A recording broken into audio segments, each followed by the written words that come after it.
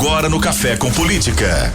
Hoje, nosso convidado aqui no Café com Política é o candidato do PDT à prefeitura, Carlinhos Rodrigues, que também é ex-prefeito da cidade. Candidato, bom dia, bem-vindo aqui ao Café com Política, é prazer ouvi-lo. Bom dia, Rodrigo. Muito obrigado pela oportunidade de falar com a Super. Muito obrigado a Thalita também, está aí junto no trabalho. Estamos à disposição de vocês. Nós é que agradecemos pela presença, candidato. Para começar o nosso bate-papo, a sua campanha vive hoje uma indefinição judicial, porque o seu registro chegou a ser indeferido com base na lei da ficha limpa e o senhor está concorrendo neste momento à base de um recurso. Aí eu pergunto, o que o senhor pretende fazer para garantir a continuidade da sua campanha e para que o senhor possa efetivamente disputar essa eleição, candidato? Bom, a continuidade da minha campanha já está garantida, né?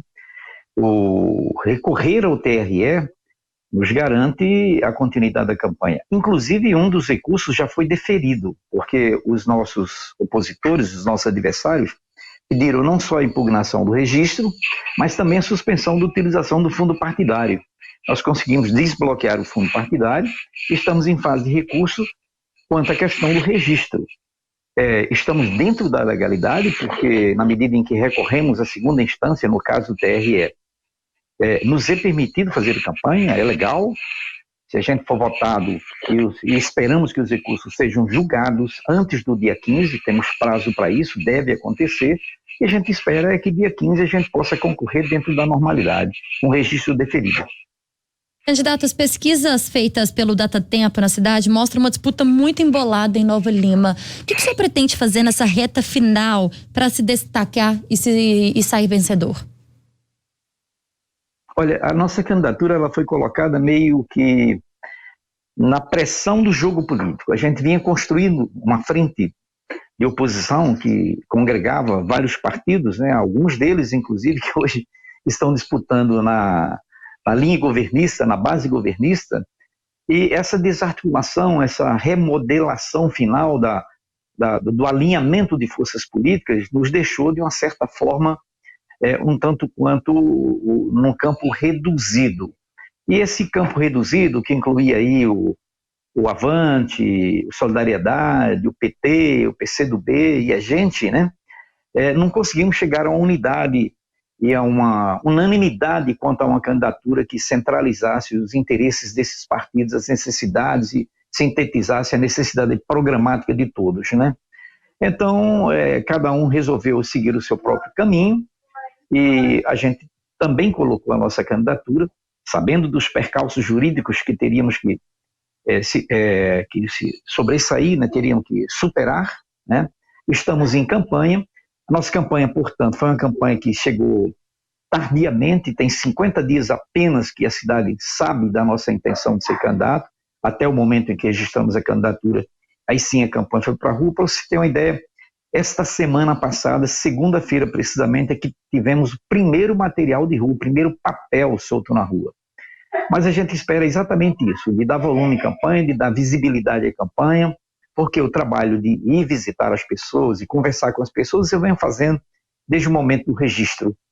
Agora, o trabalho massivo de campanha, de massificar a campanha, é que está atrasado e que a gente pretende dinamizá-lo, pretende catapultá-lo agora nessa reta final, nesses 12 dias que restam para as eleições. Então, vamos falar, candidato, de proposta para nossa audiência em Nova Lima. Afinal de contas, é isso que o eleitor quer ouvir dos candidatos. Até é uma boa oportunidade, certamente, para que o senhor possa apresentá-los diante dessas dificuldades aí que o senhor está relatando para a gente, né?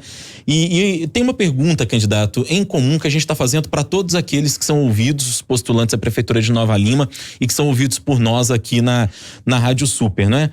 Nova Lima é uma cidade diversa, digamos assim. A Nova Lima do Jardim Canadá, da Vila da Serra, dos condomínios riquíssimos em cima das montanhas da cidade, a Nova Lima do Centro Histórico, a Nova Lima também da região ali de Honório Bicalho e de Santa Rita. Várias cidades dentro de uma só. E eu pergunto para o senhor, existe um desafio de unificar essas muitas cidades que representam Nova Lima hoje. Como unificar uma cidade com tantos contrastes? A unificação territorial é o primeiro passo. É o primeiro passo.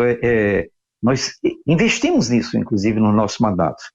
Macacos, por exemplo, é uma comunidade, é um distrito centenário e não tinha uma ligação viária pavimentada. Nós pavimentamos totalmente a estrada e as vias que levavam a essa estrada principal, todas pavimentadas.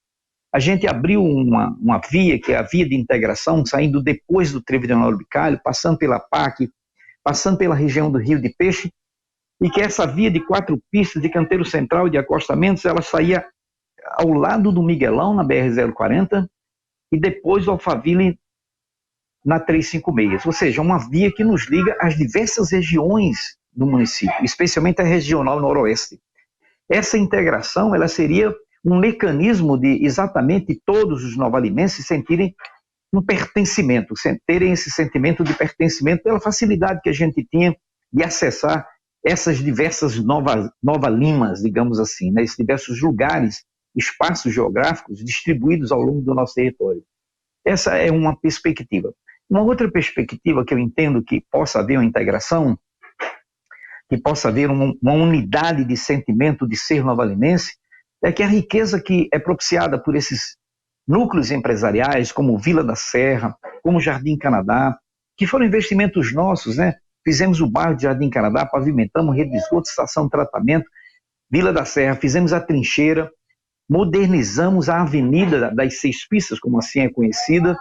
Isso possibilitou que as 6 Pistas seja hoje o grande centro empresarial que é, assim como o Jardim Canadá. A gente entende que a nossa população, a população do núcleo urbano tradicional, ela tem que ter acesso não só aos empregos gerados por essas regiões, mas também deve participar da riqueza auferida pelos impostos pagos, não só pela produção mineral, mas também pelos impostos que são oriundos dessas regiões de concentração de empresas. Isso aí seria através de um processo de transferência de renda. E quando eu falo de renda, não significa simplesmente transferir dinheiro, seria transferir oportunidades de educação, de melhores serviços de saúde, incentivo à área do turismo, que aliás é um outro fator de integração. Nós temos regiões extremamente atrativas como Honório Bicalho, e que elas não são potencializadas no que diz respeito à atração desse morador de Nova Lima dos condomínios, que teria um ambiente extremamente aprazível e gostoso, com a culinária própria, com costumes, com tradições, e que não são desenvolvidos, né? E que já tentamos no nosso mandato fazer isso, mas que isso está estagnado nesse momento, está parado nesse momento, que seria formas de a gente promover essa integração, essa convivência, essa unificação do novalinense, de se sentir pertencente a todo o território e não a Nova Limas diversas. Candidato, o seu plano de governo promete fazer uma melhor distribuição de renda e abertura de oportunidades para a promoção do desenvolvimento baseadas na construção de competências, buscando a geração de pequenos e médios empreendimentos que possam resultar em geração de renda. É isso que está escrito no plano de governo do senhor. Porém, o senhor não detalha o que pretende fazer, nem como e nem quais áreas vão ser destacadas. O senhor pode explicar? Posso, claro. Olha, a gente tinha em Nova Lima uma escola técnica, a Ultramig, que era do Estado, mas que era bancada, sustentada, subsidiada pela Prefeitura. Foi fechada esse ano. A gente tinha aqui uma experiência única em todo o país, que eram as escolas de língua estrangeira. Você chegava no bairro do Cruzeiro, no Alto do Morro, lá no Jardim Canadá, em Bicalho, na Bela Fama, nas cabeceiras, nos bairros onde moram os trabalhadores, você tem escolas de inglês e espanhol. Que escolas eram essas? Era Carmen Amoroso Lima, o CCAA, o Number One. Todas essas escolas montavam núcleos, a prefeitura montava a estrutura física, os professores, o material, os mesmos usados no centro para a classe média, que a classe média frequenta esses núcleos dessas escolas. A gente entendia que essa ferramenta, conhecer a língua estrangeira, era fundamental para a nossa juventude se inserir no mundo. Não falo nem no mercado de trabalho, é uma coisa além disso. Se inserir no mundo, acessar o conhecimento universalmente produzido. Uma outra forma era a informática. A gente tinha 28 núcleos de informática distribuídos na cidade. Além de que a Ultramig fornecia um curso de informática, de instrumentação cirúrgica, segurança do trabalho, de eletrônica. Tudo isso acabou. A gente pretende reestruturar tudo isso, oferecer a distribuição de renda através de oportunidades, é disso que a gente está falando. Agora, é necessário recuperar, talvez não no mesmo modelo, mas um centro de formação de competências empresariais. Ora, existe um novo nicho de mercado que não tem sido explorado. E esse nicho só pode ser acessado por quem conhecer de tecnologia da informação. Quando a gente fala desse centro de capacitação, é exatamente isso. Oferecer às pessoas a possibilidade de ter acesso às melhores tecnologias para que elas possam se colocar no mercado. Por exemplo, né, a gente sabe o que é uma startup. Né? No Uber é uma startup, em que o trabalhador entra com o seu equipamento na ponta, com o seu carro, com o seu automóvel, dentro de uma cadeia. Como o Uber, existem outras tantas disponibilizadas na internet. E aí é preciso que a gente tenha acesso a esses mecanismos, esteja preparado, esteja instrumentalizado, tenha desenvolvido o conhecimento da utilização dessas ferramentas. E aí foi a função e a missão da prefeitura naquele momento que abrimos os núcleos de informática, as escolas de língua, as escolas técnicas, a escola técnica, era exatamente dotar a população desses instrumentos, né? Foram retirados essas oportunidades, que a gente chama de oportunidades, transferência de renda através de oportunidades, tá? Eram dessa forma. Quando a gente fala desse centro de competências, é que a gente tem um centro de tecnologia avançada, com as melhores disciplinas, com os melhores, disponibilizar o melhor conhecimento possível na área de informação, da tecnologia da informação, para que a nossa população possa ter acesso a esse novo mercado, a esse novo dinheiro que circula nesse mercado e que é possível ser acessado através do conhecimento tecnológico. Vamos falar um pouquinho de saúde, candidato. Nessa área, o senhor, segundo o seu plano, quer otimizar o atendimento nos postos, mas o senhor não explicou detalhadamente o que seria essa otimização. E aí eu pergunto, o que deve ser feito? É aumentar o número de médicos? É aumentar a infraestrutura dos postos? É construir mais postos? O que efetivamente que o senhor acha que é necessário fazer? Olha, quando a gente teve a oportunidade de estar à frente da prefeitura, a gente criou em Nova Lima um programa de saúde da família, que é exatamente a presença dos médicos, agentes comunitários de saúde na casa das pessoas.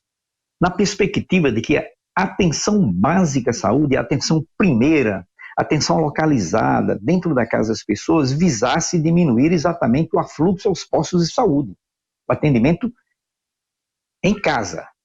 Esse era o objetivo do Programa Saúde da Família aqui, em qualquer lugar do Brasil. Pois bem, nós entendemos que dar um suporte fundamental à atenção básica é necessário para a gente desopilar as instâncias secundárias, sabe, dos hospitais, das UPAs e daí por diante. Claro que sem descuidar do atendimento dessas unidades operacionais. Por exemplo, no Jardim Canadá, nós temos uma policlínica que funciona até 6 horas da tarde. Passa a noite fechada. Ora, o Jardim Canadá fica distante do centro de Nova Lima, fica distante de Belo Horizonte. Nós entendemos que o Jardim Canadá, essa policlínica, ela tem que funcionar 24 horas. Uma outra coisa que a gente acha que é fundamental também, a gente tem um centro de especialidades clínicas, que as situações específicas de oftalmologia, odontologia, psicologia, os IAs todos aí, as especialidades clínicas possam ser concentradas em um grande centro de especialidades e que possam efetivamente prestar esse serviço à população com muito mais rapidez, com muito mais eficácia, com muito mais presença. Ou seja, concentrar isso e dinamizar essas especialidades para o atendimento à população. Entendo que dessa forma a atenção básica, a disponibilização, no caso do Canadá, de uma policlínica 24 horas e um centro de especialidades completariam um serviço de saúde eficiente. Nós temos como vice nossa uma médica, que é uma médica da prefeitura, concursada, que trabalha no programa de saúde da família e conhece as necessidades das famílias de Nova Lima de dentro de casa, né? Dela seria muito importante, e esse meu entendimento vem do entendimento dela também, na formulação de novas políticas públicas de saúde para o município.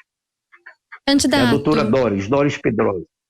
Sim. Candidato, a mineração é parte da história em Nova Lima e da realidade da arrecadação da cidade, né? Porém, como diz o ditado, o minério dá uma safra só e a cidade precisa pensar em diversificar a economia. O que o senhor propõe para isso? Olha, primeira coisa, esse ditado que minério não dá duas safras, eu tive a oportunidade de aprender nos meus primeiros anos de Nova Lima. Eu vim para Nova Lima como técnico de mineração e trabalhei no fundo da mina e eu via muito isso, né? O mineiro fala isso, o nova-limense fala isso, né? Nós fizemos isso, né? Nós fizemos a trincheira das 6 pistas, modernizamos a avenida Vila da Serra, que é a avenida das 6 pistas, o que propiciou que as 6 pistas se tornasse o grande centro empresarial que é hoje. Nós construímos um bairro. O Jardim Canadá, quando a gente sumiu, os nossos antecessores diziam que aquilo ali era uma bomba de efeito retardado, que um dia ia virar uma grande favela. O que é que nós fizemos?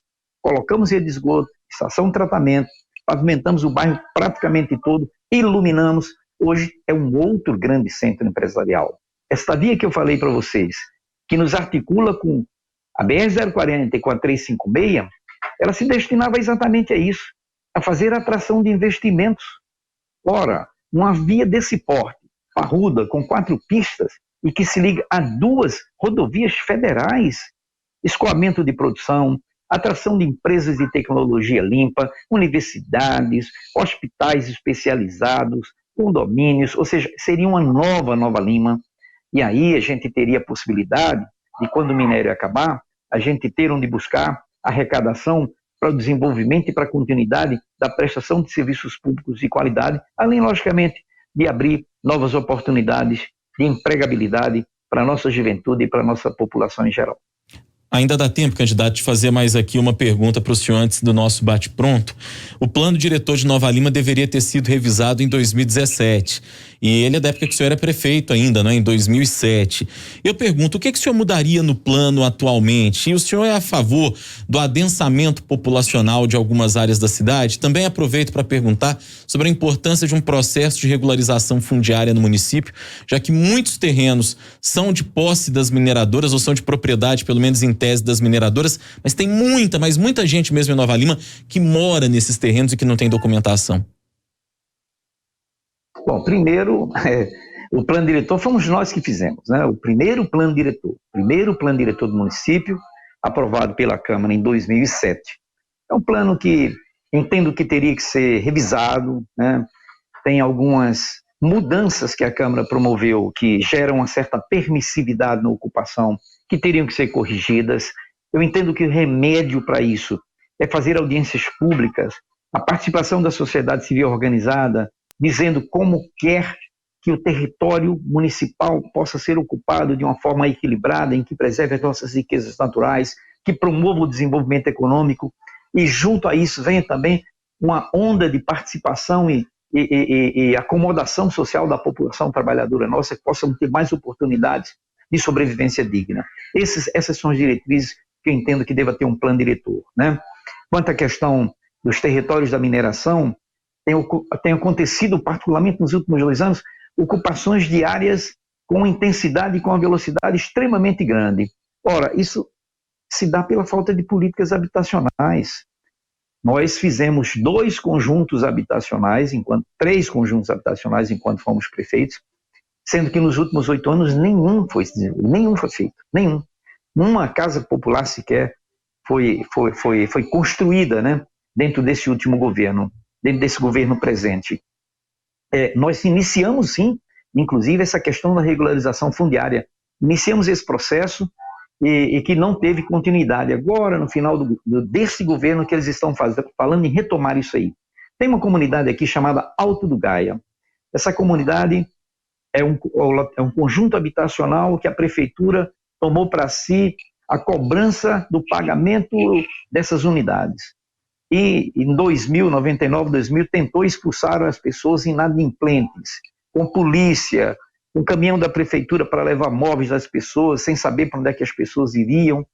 A gente resistiu, eu estive à frente da resistência e a gente impediu isso. Quando a gente assumiu a prefeitura, chamamos as pessoas à negociação, fizemos um novo planejamento, um novo redimensionamento das prestações, hoje no Alto do Gaia, que são 260 casas aproximadamente, nenhum morador deixou de ter a sua escritura, a propriedade de sua casa. Todas foram regularizadas, todos os moradores possuem a propriedade de suas casas. Às vezes, política de habitação não é simplesmente construir casa popular, é regularizar o que já está colocado, o que já está posto. Ora, as terras de Nova Lima, elas pertencem hoje, né, por uma questão histórica, a Anglo Gold, que explorou ouro aqui durante muito tempo, através da Morro Velho, sua antecessora, e depois a MBR, que se dividiu, a São João del Rei Mining, criou a MBR, que depois foi vendida para a Vale, é a proprietária das terras do minério de ferro. Então, a gente tem um impedimento desse crescimento. Em Nova Lima cresceu no mesmo lugar. Nos bairros tradicionais, onde existia uma casa, dentro de um lote, hoje existem 2, 3, às vezes até 4 casas. Então, é preciso que a gente destine algumas áreas à habitação popular. E não só habitação popular, sabe? Tem setores médios que às vezes querem comprar um lote para construir e não conseguem, porque as mineradoras não disponibilizaram essas áreas, porque tem interesses futuros, seja de exploração mineral, seja de especulação imobiliária. Isso é impossível, inadmissível. Então, um planejamento, um plano diretor deve contemplar esse desenvolvimento equilibrado, destinando algumas áreas não só ao desenvolvimento econômico, mas à moradia de qualidade, habitação popular, habitação para os setores médios e daí por diante. Eu entendo dessa forma. Hora do bate-pronto. No Café com Política, hora do bate-pronto. Perguntas objetivas, respostas também objetivas, um bate-pronto, um ping-pong com a gente, combinado, candidato? Ok. Para começar, Nova Lima igual para todos? Não, ela não é igual para todos. Existe uma Nova Lima que é preservada, que ambientalmente é protegida e em que estão os condomínios. Existe a Nova Lima, que é o núcleo urbano que cresceu no mesmo lugar e que precisa de crescer para fora desse núcleo urbano, que sofre esse impedimento do cinturão das mineradoras e que a gente deve abrir para a ocupação da população que mora no núcleo urbano. Agora sim, Vitor Penido, em uma palavra. Que tenha mais oportunidades.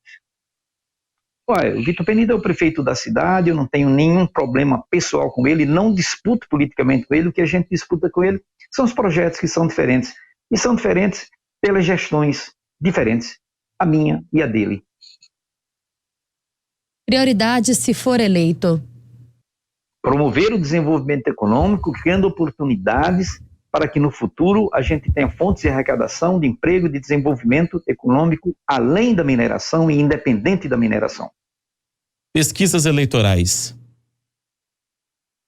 Não fiz, sei de pesquisa dos outros e não posso acreditar porque são dos outros. Apesar dessas pesquisas nos colocarem muito bem, com 50 dias de campanha, todos os 3 candidatos que produziram e divulgaram pesquisas, diz que eu estou em segundo lugar, então tem 3 primeiros lugares, eu estou em segundo. Não consigo entender, mas é o que eu vejo. Mas eu não posso falar de pesquisas porque eu não fiz nenhuma. Relação com Zema e Bolsonaro? Não tenho absolutamente nenhuma. Discordo da linha bolsonarista de governo e o Zema segue o mesmo parâmetro e também não poderia ter a minha aquiescência. Lei da ficha limpa em uma palavra. Necessária. Candidato à Prefeitura de Nova Lima pelo PDT, Carlinhos Rodrigues, nosso convidado de hoje aqui no Café com Política. Candidato, obrigado pela entrevista. Obrigado a vocês pela oportunidade de conversar com o público da Super, né, do Tempo, com certeza também, né? E estou à disposição para outras oportunidades que vocês entenderem necessárias.